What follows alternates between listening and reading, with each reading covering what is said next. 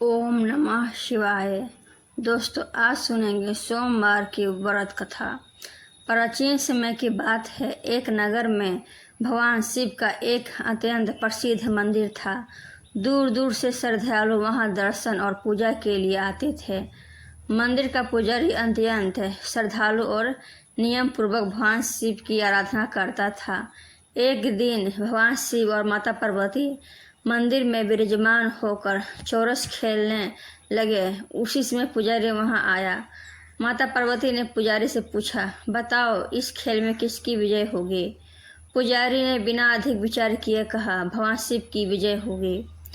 कुछ समय बाद खेल समाप्त हुआ और माता पार्वती विजय हुई।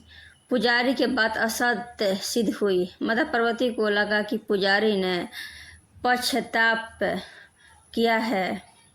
उन्होंने क्रोधित होकर उसे श्राप दिया, तुम्हारे शरीर में कुष्ठ रोग हो जाएगा। श्राप मिलते ही पुजारी का शरीर रोगग्रस्त हो गया। वह अत्यंत दुखी होकर भी भगवान शिव की सेवा करता रहा। एक दिन कुछ अप्सराएं मंदिर में पूजा करने आई। उन्होंने पुजारी की दयनीय अवस्था देखकर उसका दुख पूछा। पुजारी ने पूरी घटना सुना दी। अप्सराओं ने कहा, यदि तुम श्रद्धा और नियम पूर्वक से 16 सोमवार का व्रत करोगे तो भगवान शिव प्रसन्न होकर तुम्हें रोग मुक्त कर देंगे। पुजारी ने उनसे व्रत की विधि पूछी। अप्सराओं ने बताया, प्रत्येक सोमवार प्राप्त स्नान करके स्वच्छ वस्त्र धारण करो।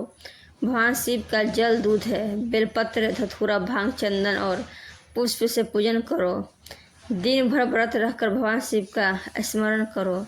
सायंकाल कथा सुनो और एक समय सात्विक भोजन ग्रहण करो। इस प्रकार लगातार 16 सोमवार तक व्रत करो। 17वें सोमवार को श्रद्धापूर्वक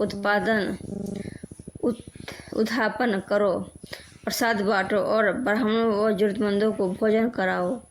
पुजारी ने पूरे नियम और श्रद्धा से 16 सोमवार का व्रत किया।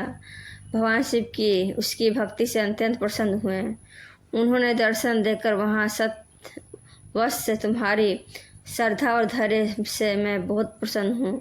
तुम्हारा रोग अब समाप्त हो जाएगा। देखते ही देखते पुजारी का कुष्ठ रोग दूर हो गया और वह पहले की तरह स्वस्थ एवं सुंदर हो गया। कुछ समय बाद भगवान शिव और माता पार्वती फिर उसी मंदिर में आए। माता पार्वती ने पुजारी को स्वस्थ देखकर आश्चर्य से पूछा, तुम्हारा रोग कैसे दूर हुआ। पुजारी ने विनम्रता से 16 सोमवार व्रत का पूरा महत्व और विधि बता दी। माता पार्वती ने भी यह व्रत करने का निश्चय किया। माता पार्वती ने श्रद्धापूर्वक 16 सोमवार का व्रत किया। भगवान शिव अत्यंत प्रसन्न हुए और माता पार्वती की मनोकामना पूर्ण हुई। उसी समय भगवान कार्तिकेय किसी कारणवश माता पार्वती से रुष्ट होकर दूर चले गए थे। व्रत के प्रभाव से उनका क्रोध शांत हुआ और वह माता पिता के पास लौट आए। जब कार्तिकेय ने लौटने का कारण पूछा तो माता पार्वती ने बताया कि यह सब 16 सोमवार व्रत के प्रभाव से हुआ है। कार्तिकेय ने भी एक विशेष इच्छा की पूर्ति के लिए यह व्रत किया। उनकी मनोकामना भी पूर्ण हो गई। कुछ समय बाद एक राजा अपनी पुत्री के विवाह को लेकर बहुत चिंतित था। राजकुमारी योग्य, सुंदर और गुणवान थी, परंतु विवाह का कोई उचित योग नहीं बन रहा था। उसने कार्तिकेय से इस समस्या का समाधान पूछा।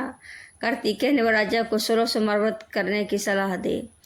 राजा और राजकुमारी ने पूरे विश्वास और नियम से व्रत किया। भगवान शिव की कृपा से शीघ्र ही एक योग्य, धर्मात्मा और परोपकारी राजकुमार से राजकुमारी का विवाह संपन्न हो गया। दोनों सुखपूर्वक जीवन व्यतीत करने लगे। कुछ समय बाद राजकुमारी ने अपने पति को भी इस व्रत का महत्व बताया। राजकुमार ने भी श्रद्धापूर्वक 16 सोमवार का व्रत किया।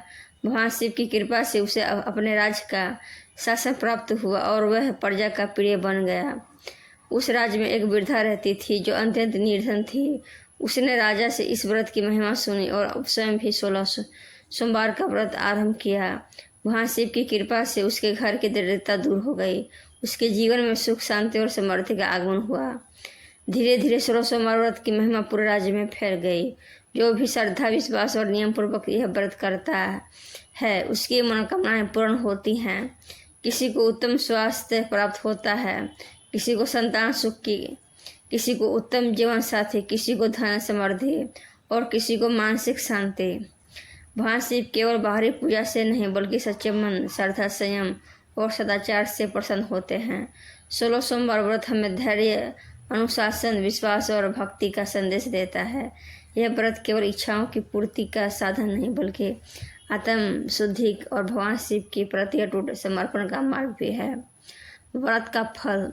मान्यता है कि जो स्त्री या पुरुष श्रद्धा, नियम और सच्ची भक्ति से 16 सोमवारों का व्रत करता है तथा कथा सुनता है, उस पर भगवान शिव और माता पार्वती की विशेष कृपा बनी रहती है। उसकी उचित मनोकामना पूर्ण होती है, जीवन के कष्ट दूर होते हैं, परिवार में सुख शांति आती है और अंत भगवान शिव की कृपा से कल्याण की प्राप्ति होती है। ओम नमः शिवाय। दोस्तों, ये वीडियो आप लोगों को कैसा लगा? अच्छा लगा हो तो लाइक कर देना और कमेंट में हर हर महादेव लिख देना। हम इसी तरह की वीडियो रोज आप लोगों के लिए आते रहेंगे। हर हर महादेव, घर घर महादेव। जय माँ पार्वती।